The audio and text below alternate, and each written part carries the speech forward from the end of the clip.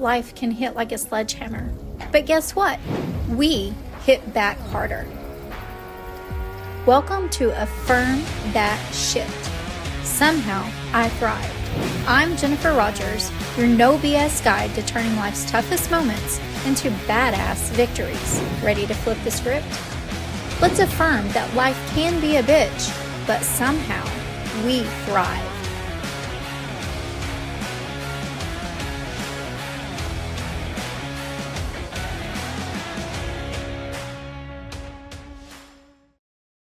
Hello, and welcome to today's episode of Affirm That Sh. Boy, isn't it something to stumble across our words. How about when we stumble in our health? We have a setback. We have a situation that we feel like no one else understands. No one else can connect with me. Today, you're going to hear from our guest, Jacky Foss. And Jacky is going to share her story with us. Her story of her mental health shit. And if this is the first time you've listened to Affirm That Shit, we know that it means somehow I thrived. And today, since we are talking about mental health and a story that could be impactful to you or someone you know, we are not here to offer advice, but here to offer support and hope that Jacky's story gives you encouragement along your journey, your friend's journey, your family's journey. And because of that, it's important that I share with you the National Hotline for Mental Health Crisis and Suicide Prevention. I encourage you to store this number in your phone so that you have it at any time to use or to share. And that number is 988. Today, since we are talking about mental health, as you know in listening to the podcast before, because I know you've liked, shared, and subscribed, haven't you? We're going to say our affirmations. We have 3, and we'll say them 3 times each. I'll ask you to close your eyes, take a deep breath in, and just feel them each as you say them out loud. If you're not in a position where you can join us now in doing that, download this podcast, come back to it, and say them again and again and again. And with that, here we go. My mental health matters, and I prioritize my well-being every day. My mental health matters, and I prioritize my well-being every day. My mental health matters, and I prioritize my well-being every day. I choose to nurture my mind with kindness and compassion. I choose to nurture my mind with kindness and compassion. I choose to nurture my mind with kindness and compassion. I embrace calm, balance, and peace in my mind and heart. I embrace calm, balance, and peace in my mind and heart. I embrace calm, balance, and peace in my mind and heart. After this quick break, we'll hear Jacky's story. Stay tuned. Imagine a space where you let go, where the clamor of the world quiets and you meet your truest self. At Yukio, through sound vibrations, Reiki, and the wisdom of tarot, we help you release what no longer serves you, align with your energy, and renew your spirit. Begin your journey back to yourself today.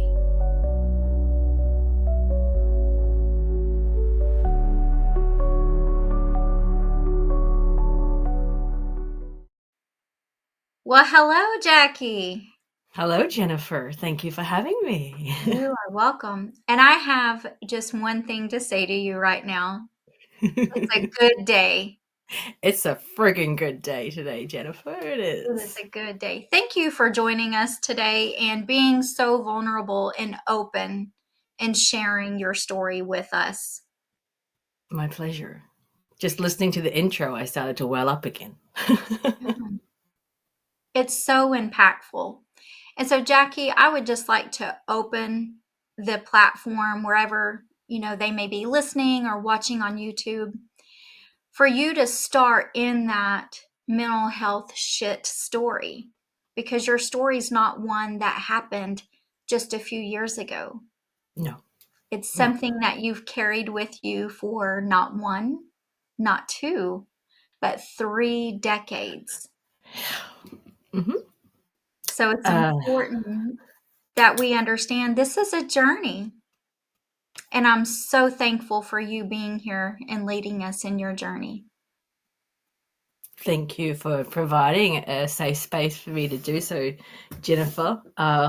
So I was 22 years of age, and my friend's parents came home and found me at the top of their wardrobe.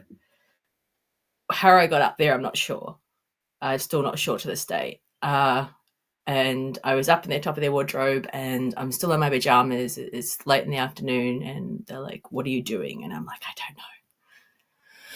And then it just became apparent that I was having a complete mental breakdown at the age of 22. I I went to the doctors, and I'm just like, "I don't know what's going on. Like, I'm Wonder Woman. Why can't I do everything?" Because I had this whole you in my mind. You need to be able to do 60 hours a week. You need to be able to be functioning for your family. You need to be able to be functioning for your friends. You need to be functioning. And it broke. Mm. And the hardest thing about it was, what was the solution? Oh, take some medication. You'll be right. You take some medication. I didn't last very long on the medication because I didn't like it. And I still to this day carry the stigma of what happened. And it's only been the last few months that some of my family actually know what happened. You think when you get older, you should be able to talk about it, but you have this whole perceived idea in your head. Oh, you're so young, you're so vibrant, you should get your shit together. And what do you got to complain about? And Right? What do you have to stress about? Yeah, exactly. We've all heard that. it's like, What suck it problems could up. you possibly have? Yeah, it's like, nothing. You're so young, you wait. But then on reflection, I actually discovered I would have been wound up and on a verge of a meltdown, or they call it a breakthrough, but it was horrendous ever since I was a kid. Those times that you were like trying to people please and tippy toes and at school, and it's like, oh, pick me, or all that mental stress. And it just took its toll. And then you think, okay, so you snapped, and it's like, you're young and you're vibrant and you can come back. But I never quite came back to whole because I never seeked proper help because there was shame attached to it. There was shame. I did a lot of running away, and it's only been in the last few months that it came back and hit me in the ass. Actually, Yes. it I was doing a business course, and it came back up, and I just sat there like crying and crying and crying, and I'm like, shit, I haven't dealt with this shit. It was And I hard. just want to clarify, when you say it came back up, Mm. what was it that you recognized? The word that comes, excuse me, straight to my mind is this disappointment. This whole disappointment of, I'm here, I'm a healer, and I'm all about helping other people grow and embrace and evolve. And I had completely disassociated myself with myself. And even a little bit of shame came in, like, who the hell am I to be here helping people and pouring it into them, and I couldn't even pour it into myself. So a lot of disappointment and a lot of shame, and it went back into that whole cycle. I'm not good enough. I'm not good enough. Where's my worth? So it sucked. It It does. really.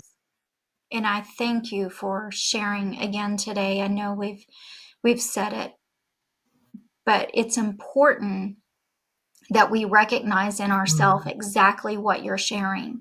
When these feelings of shame and these feelings of I'm not good enough start creeping in, because not only does it creep into our mental capacity, it comes in through the body as well. And the body starts screaming out to us. It may be an ache or pain here, it may be catching colds more often, whatever it is for each of us individually. So for you to have that click again, that I'm starting to have these feelings rise up once again. I think that's what is important for our listeners and our viewers to know, that this didn't just happen one time, but now that it's happening again.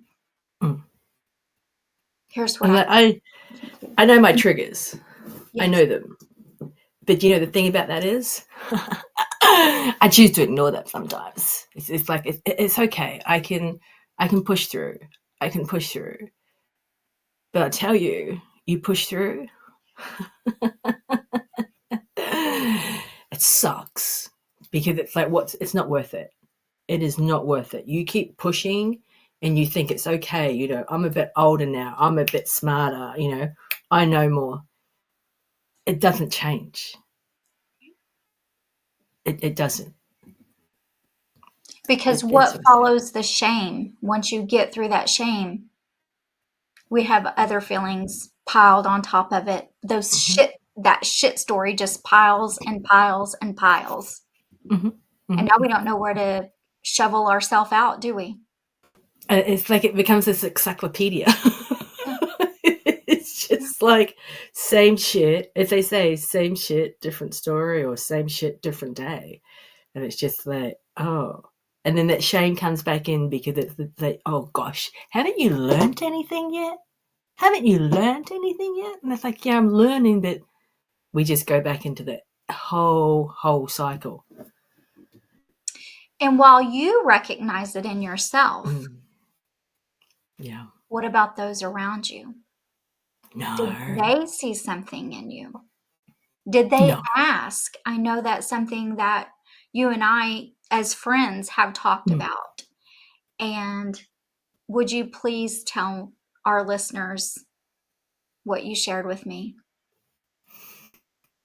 The thing is about, friends or family, and it's like, do they ask?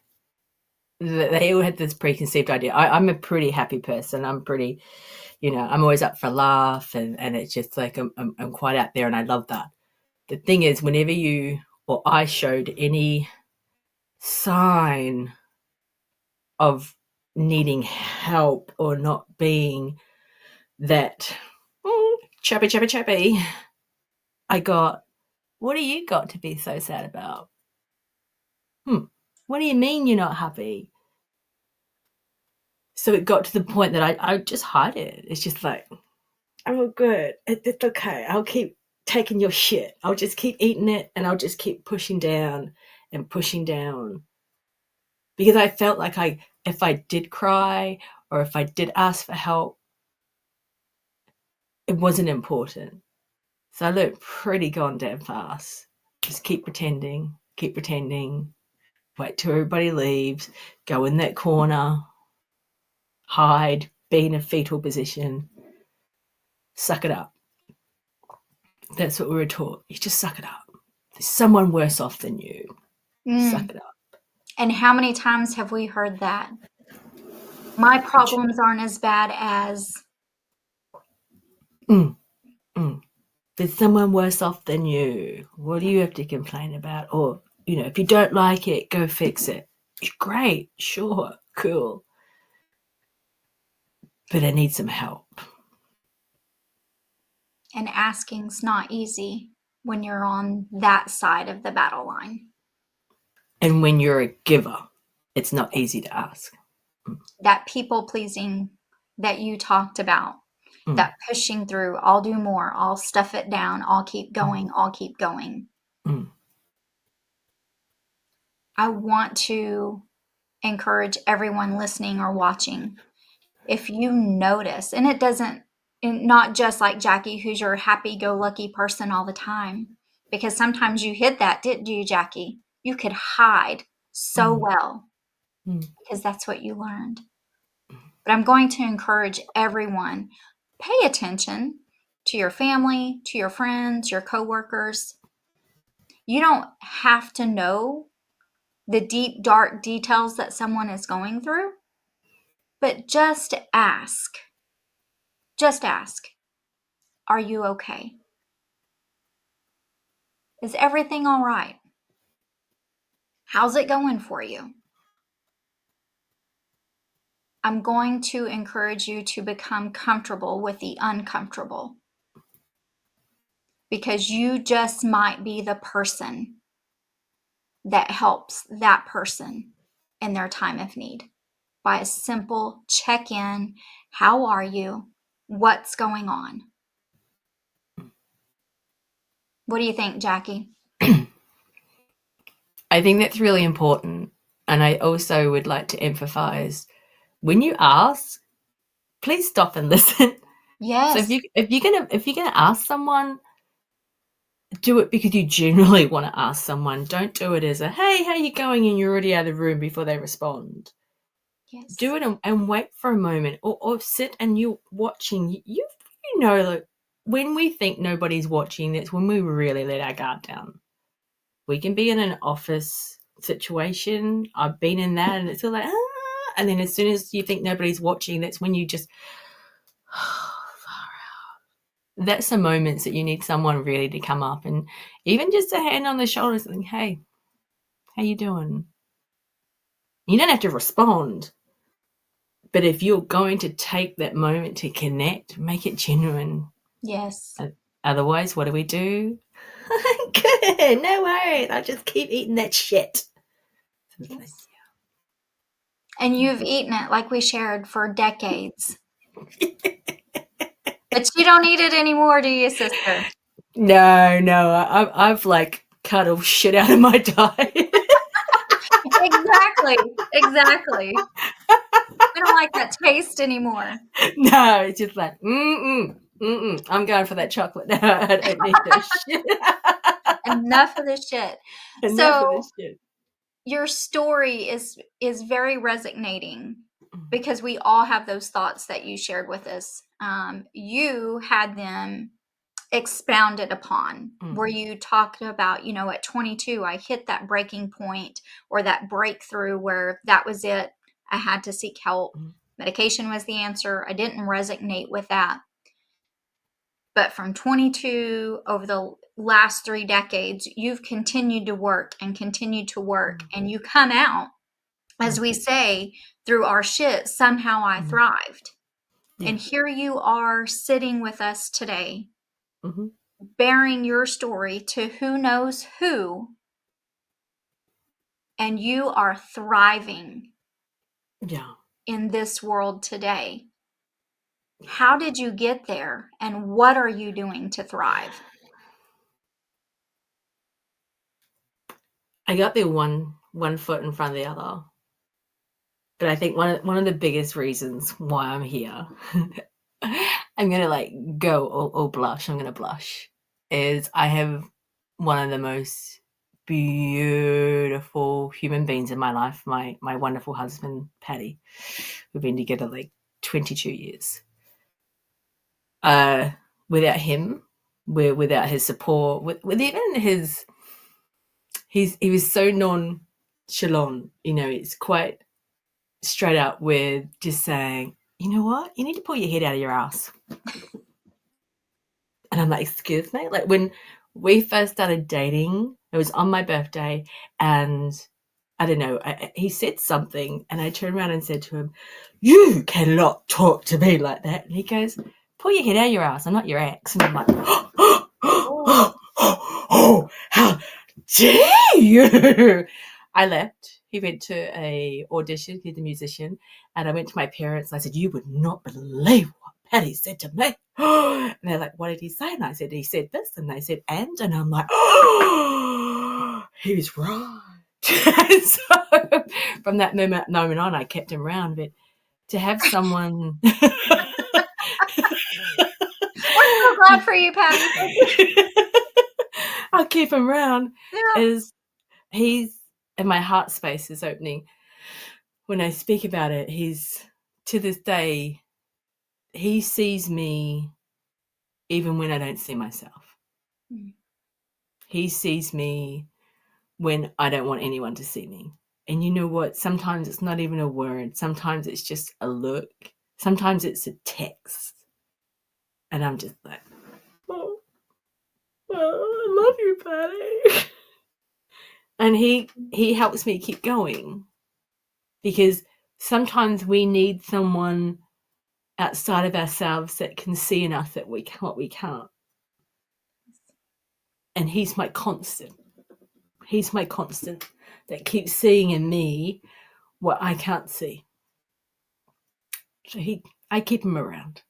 And for other reasons. You know, little bonuses, help with the mental health.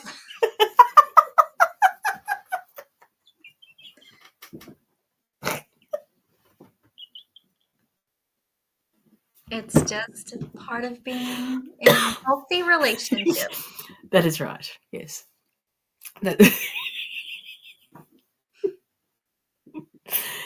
No, he's definitely my anchor, you could say. He's my anchor. He's one of the reasons why I keep going. And clarity, I would say you also keep yourself going. Your laugh, you talk about being genuine. You are one of the most genuine souls I've had the pleasure of connecting with. And I love watching what you do, how you do it, your love of hearts, and creating that space. Absolutely. Absolutely. Because above all, we need more love. And you are impacting your community with the outpouring of your heart, how you're serving. Do you mind to share what you're doing today? And if anybody's interested in connecting with you, please feel free to share how they may do so, and we'll include it in the show notes as well.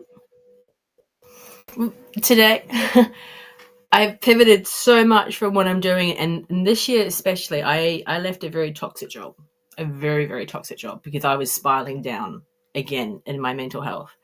It was very interesting. One of my managers turned around and told me not to take things so personally. It's like, thank you. So I have been on this big journey, a spiritual journey, a journey of going within and what is it that I want to do and how can I help. So I have stepped way out of my comfort zone. I am a spiritual healer, which even just to say that and to own that has been a big thing for me as well. So I am a spiritual healer. I am very intuitive. I have abilities. And I work with people who really want to experience more joy. Now, for me, even laughing brings me joy. Yes. It's not a luxury, okay? It's not a luxury. It is a necessity, but it's also a choice. That's right. So I have made the big decision, and people can come work with me. You want to have a little bit more joy, and we do that together. And I meet you where you're at. I have clients that will spend time together, and sometimes in our sessions, They just need someone that's not their family, that's not their friend, someone who's not going to judge, just a safe space, just to offload. But I tell you, by the end of it, we're laughing, we're feeling.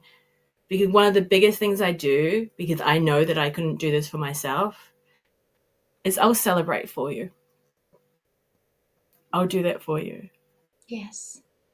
And I'll take away that whole fear of, what have I got to celebrate? What makes me so special? Because you're all special. So I'm stepping into my space. I'm owning my uniqueness. I'm owning my shit. So come play with me. Because I have a playground for everyone. And I tell you, no one's left sitting on the bench. That shit's over. You come into my playground, we're all going to have some fun. So you can find me on Facebook. Send me a message. Send me a video. I love videos. And we connect. Yeah. Just loving it one day at a time. Oh, I love that. One day at a time. One day at a time. One day at a time. One day at a time. I love your creativity of laughter. And I think I would like to end the show like that today. Why don't we exit out on just a good hearty laugh? Because we know you're contagious, right? This was a little bit of a heavy subject. It was. But we have some knowledge. We have some sharing. We have a great connection. Someone that can help build joy in our lives, Miss Jacky. So, Jacky, let's leave this note laughing together. You down? Okay. I'm down. I got my heart for you. Where is it? I got my heart. This is for everybody there. From my heart to yours. Thank you. All right, let's laugh it away.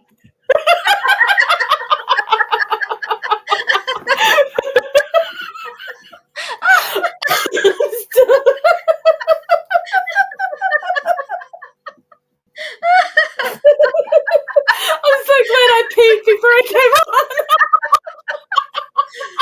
Thank you for joining in. We'll see you next time. You just took another step towards owning your story and thriving against all odds. This is Affirm That Sh. Somehow I thrived. If you're ready to keep kicking ass, subscribe now and let's keep breaking barriers together. Remember, life's a battle, but somehow you'll thrive.